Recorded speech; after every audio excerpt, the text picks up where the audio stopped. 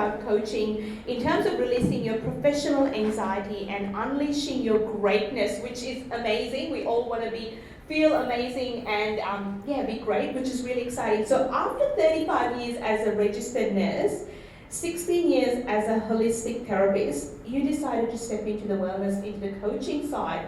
And in your chapter, you really talk about that journey of transformation.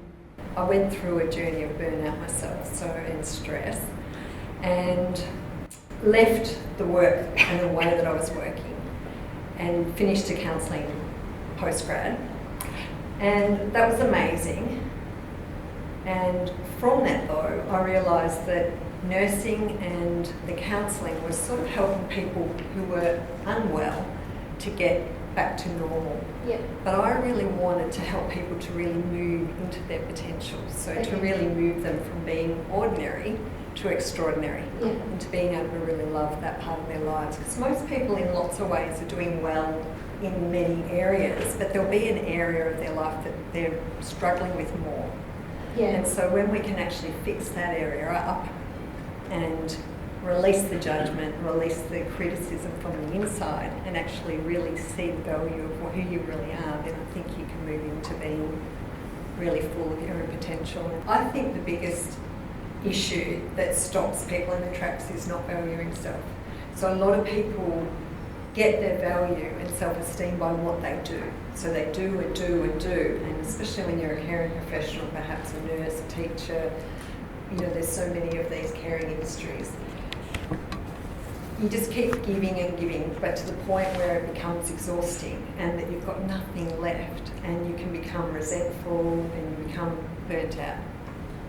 But when we value ourselves first and know that that's who we really are, and that's our greatness, our gift, our uniqueness, well then we're giving from a full place and a full cup. And so the gift is in the giving, but we're already replenished. So my work is all about, it starts with me, really, which for caring professionals who are all about doing everything for everyone else, it's a bit of a complete turnaround to actually start the focus inside. Yeah. But once we change inside, then everything on the outside changes too. Amanda is very much specialising with your kinesiology clinic based here in Melbourne, and you know firsthand what it is like to suffer from anxiety, and that led you onto a journey. What can we expect from your chapter without giving too much away, Amanda?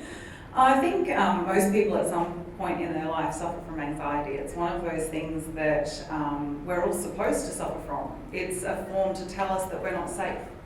The problem comes when that trigger doesn't turn off when it's supposed to turn off, and it becomes this low-level constant in our life, and we're always operating at some form, whether it be minor or not so minor in some cases, of really severe fight and flight symptoms. So I sort of talk through a lot of that. In kinesiology, we look very much at going to the root cause. We look at what that first domino is that set all of these events in motion, for us to look at that very first bit and rip that by the root so that it doesn't keep spreading those weeds through somebody's consciousness. And then when we get to a certain point, we also get into managing our normal level of anxiety. So most of the techniques and tips that I put in the book were actually first aid type techniques. What can you do in that moment when you are, excuse my language, shitting yourself, and your fear is starting to happen and your nervous system is kicking in? You're the last author to speak tonight. What is the one thing, if you can leave us with something tonight, what is the one thing in terms of management of anxiety? So if we're walking, on the way back to our car, for example, and we see a dark alley and we go, oh, I might walk the long way around there, that's normal. That's what our body's supposed to do. We're supposed to go, oh, I don't know, but that's quite safe.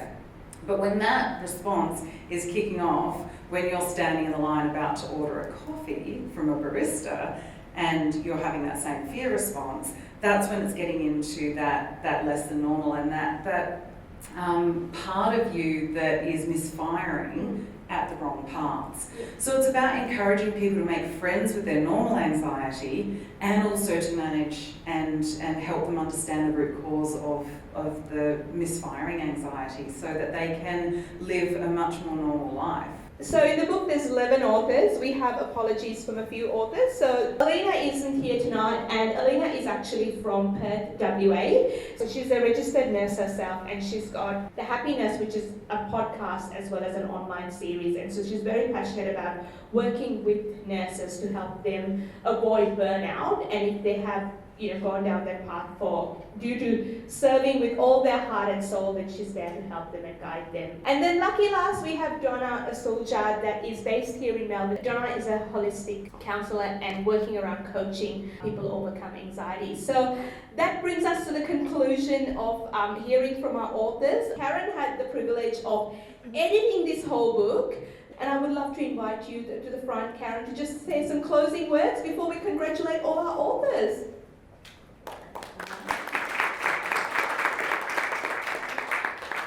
I've really been honoured and privileged to be involved with this project. I think we've all learned so much during last year's pandemic. We've all been through so much. And those of us who weren't anxious beforehand certainly were by the time we got through last year. And I think the other important thing that we learned is that we're all individuals and we all cope with stress and difficulty in very different ways.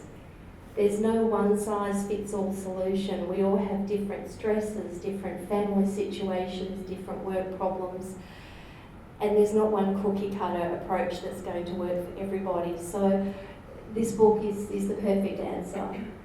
People can look through it, say, well, what resonates with me, what's going to help me, which therapist here seems to understand what I've been through. So I feel very privileged. I've learned a great deal. I feel so happy to have worked with all these talented people. And every one of you did this through the absolute train wreck that was last year.